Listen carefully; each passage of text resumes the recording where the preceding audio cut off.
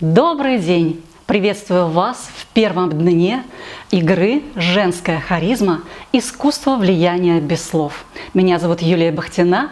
Я являюсь основателем Академии развития женской харизмы, женским коучем, имидж-экспертом и веду курс «Стилистический коучинг» в Американской академии Fowler International.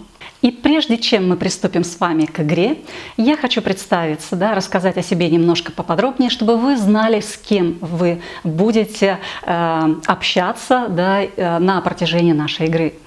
По образованию я инженер-химик, и так получилось, что когда я закончила институт, была перестройка, и наш выпуск пошел в свободное плавание.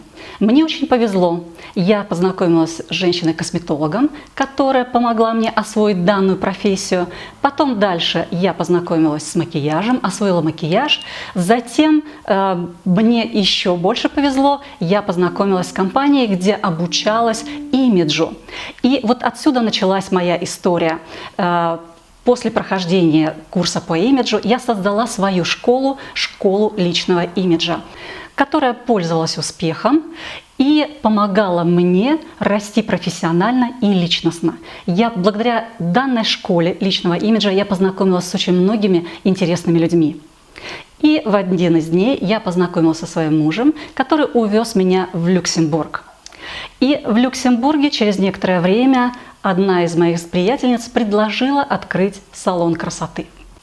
Ведя бизнес салона красоты, я одновременно изучала и нарабатывала опыт и практику в развитии и в изучении женской харизмы. Я работала с женщинами разных возрастов, разных национальностей, разных религий. И благодаря вот этому общению я поняла, что мы, женщины, имеем свой язык и некие паттерны поведения, независимо от того, какой мы религия, независимо от того, на каком континенте мы живем, независимо от того, какой национальности мы являемся. Потому что женская реакция на какое-то определенное поведение мужчины очень похожа у многих женщин, независимо от возраста и, как я уже сказала, от места рождения. И сегодня я готова с вами поделиться своими наработками, которые работают стопроцентно, если вы будете следовать, скажем, условно, инструкциям, то есть тем рекомендациям, которые я вам буду давать, я вас попрошу их осмысливать, и делать. Потому что иногда бывает, и это результаты, которые есть в моей практике, с моими клиентами, когда мои клиентки говорили: ага, мне все понятно, я сделаю по-своему. Они делали по-своему, меняли структуру, так скажем, меняли основу, и в итоге они получали не тот результат. И когда они возвращались ко мне и говорили: Юля, что-то не то. И сначала я думала, может быть, что-то не то на самом деле. Но когда я начинала их спрашивать: а что ты делала, а что ты говорила, как ты себя вела, то я понимала, что на самом деле они делали совершенно другие вещи, говорили совершенно другие слова, вели себя абсолютно по-другому, и, естественно, они имели не тот результат, на который рассчитывали. Поэтому я сегодня здесь для вас, и мы будем с вами работать в течение месяца для того, чтобы постепенно наработать определенные навыки. Я могу сразу сказать, что не у всех эти навыки есть. Для кого-то информация, которую я вам буду давать, будет абсолютно новая, кого-то будет шокировать, а кого-то, наоборот, вдохновлять. Но это будет та работа, которая поможет вам приобрести новые навыки, и эти навыки будут помогать получать нужные результаты. И в данном курсе, в данной игре мы будем с вами осваивать те методики, в которых вы ничего не будете говорить. Вот ничего, никаких слов. Это будут действия, это будет ваш внешний вид, это будет мимика, это будут определенные энергетические практики. И все это вместе будет приводить и давать очень хорошие результаты. И я уже прямо сейчас представляю ваши лица, когда вы получаете результаты, потому что это происходит очень часто. Сначала идет некое недоверие, мне говорят: да ну что ты, вот если я вот так сделаю и я получу вот этот результат, да ну не может быть такого. Я говорила: попробуй. попробуй. И потом скажешь мне, что случилось. И когда мы встречались на следующий день, я видела искру в глазах, я видела удивление и, вы знаете, вот этот огонек, когда женщина хочет поделиться чем-то, ну, таким вот сокровенным и секретным, да. И в итоге получалось, что да, они получали те результаты, о которых, но даже не могли представить, что это может произойти. Они ничего не делали. Это ничего не говорили, я имею в виду, не делали в том плане, что они не говорили мужчине там что-то сделать. Да? Это не было такого характерного для нас общения с человеком. Они создавали определенное состояние, они делали там определенные энергетические практики, и вдруг начинали происходить чудеса. И я называю это «включить женскую энергию». И чтобы было более понятно, чтобы мы говорили с вами на одном языке, когда я говорю «мужская энергия», да, проявление мужской энергии, это означает, что вы становитесь активными физически. Да? Когда я говорю про женскую энергию, то и проявление ее, то это означает, что вы становитесь активными энергетически, внутренняя активность. Внешне это выглядит, как будто вы условно сидите. Да? Приведу такой более понятный пример. Например, вы захотели кофе. Да? Если вы проявляетесь по мужской энергетики, то что вы делаете? Вы захотели кофе, вы встали, подошли к кофеварке, заварили себе кофе, взяли его и сидите пьете. Простой, короткий путь. Это проявление активности, физической активности. Когда вы проявляетесь через женскую энергетику, то в этом случае это выглядит следующим образом. Вы захотели кофе, вот очень захотели, истинно, не отсюда, не от головы, а вот от души. Вот так вот «хочу кофе». И в этот момент начинает включаться ваша женская энергия, и вы позволяете миру заботиться о вас. Вы представляете, какая мощная энергия должна быть, чтобы вы позволили миру найти наилучший вариант. И как, к примеру, как результат, это может быть, к вам подходит молодой человек, который вам нравится, и говорит: ты знаешь, тут недавно открылось кафе, где готовят тот кофе, который ты любишь, и я хочу пригласить тебя на ужин. И на этом ужине он просит у вас руки и предлагает выйти замуж. Это такой вот вариант как бы максимального, наилучшего стечения обстоятельств, да, или позволения Вселенной, миру сделать то, что вы на самом деле заслужили. Это очень мощная внутренняя работа. И мы с вами будем как раз работать вот над этой внутренней мощной работой. Здесь энергетическая составляющая играет огромную роль, и ментальная, потому что у нас есть определенные паттерны мышления, определенные реакции, которые уже идут неосознанно. Да? Мы думаем, вот когда случится что-то, я сделаю вот так. Но когда это случается, мы ведем себя совершенно по-другому. И потом думаем: ах, ну что же я сделала? Я же хотела сделать по-другому.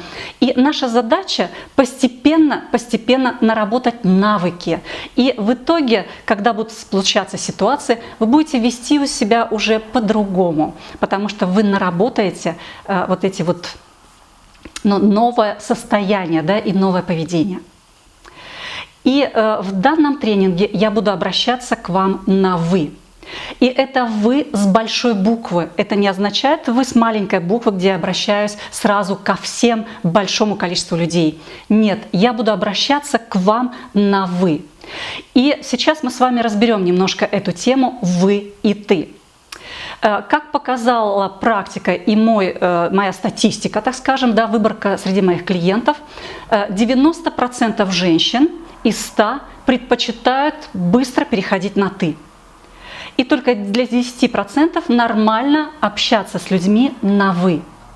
И здесь есть свои плюсы, свои минусы и в том, и в другом варианте. Когда мы общаемся на «ты», то в данном случае сокращается дистанция, нам легче открыться друг другу, обсудить какие-то вещи, которые, ну, может быть, такие вот душевно близкие, да, то есть обычно, когда мы с очень близкими людьми обсуждаем. И в то же время есть некий минус. Когда мы переходим на «ты», то есть шанс перейти на фамильярность. а фамильярности нету уважения. И тогда получается, или оно очень слабое, и тогда получается, что в какой-то момент мы не очень уважительно реагируем на человека или на его действия, или на его слова, с которым мы общаемся на «ты». Есть свои плюсы, есть свои минусы. Если мы возьмем обращение на «вы», то оно изначально держит дистанцию. Это некий минус в одном случае, и может быть огромный плюс в другом случае. И вот это обращение на «вы», оно уже изначально содержит уважение. Да? Нас обучают с детства к незнакомым людям, ко взрослым людям обращаться на «вы». Да? И в этом слове «вы» вложена огромная информация уважения. И поэтому я буду к вам обращаться на «вы», чтобы вы привыкали к уважению к вам. И я вам дам домашнее задание и очень вас попрошу его выполнить и написать потом в отчетах ваши ощущения, ваши реакции, ваши мысли. Когда давайте прям сразу, да, домашнее задание на «вы». Особенно для тех, кому не характерно общаться, для кого не характерно общаться на «вы». Особенно для тех, кто очень быстро старается перейти на «ты». Сейчас вы обращаетесь или общаетесь со всеми на «вы». Даже с вашим мужем, даже с вашими детьми. Вы обращаетесь на «вы». И смотрите реакцию людей, и слушаете себя. Ваши ощущения. Это будет наша игра. Не относитесь к этому серьезно, да? Не надо серьезно. Это некая игра, когда вы... Это вот как игра на инструменте, да, на фано. Вот перед вами фортепиано, да, и вы изучаете звуки. Да? Вы еще не умеете играть, но вы хотите научиться играть красиво, чтобы все слушали и наслаждались той мелодией, которую вы будете исполнять. И в данном случае сегодня первое занятие, задание для вас. Вы пробуете звуки, вы прислушиваетесь, как они звучат. И вы говорите «вы» другим людям. И в то же время вы просите других обращаться к вам на «вы». Да? Вы не переходите быстро на «ты», а стараетесь как можно дольше общаться на «вы». И в отчете напишите ваши ощущения.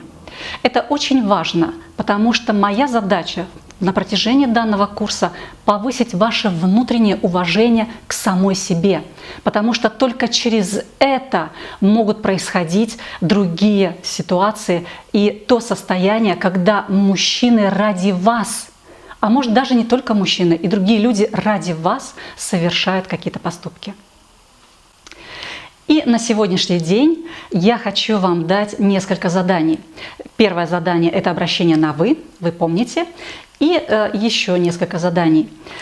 Напишите, пожалуйста, в отчете, что для вас означает слово «харизма». Потому что это слово вызывает столько противоречий, да, столько дискуссий происходит именно касающихся этого слова «харизма». Что для вас означает харизма и что для вас означает женская харизма? Разделяете ли вы или это одно и то же? И также напишите, пожалуйста, в какой области вы планируете применять данные знания. Вот для чего вы пришли на данный курс, да? Где вы хотите применять эти знания, в какой области, в личной жизни, в профессиональной, в социуме, для чего вам это нужно. И напишите также, что именно привлекло вас в данную игру, что повлияло на ваше решение. И до скорой встречи на следующем занятии. Желаю вам всего самого наилучшего. С вами была Юлия Бахтина.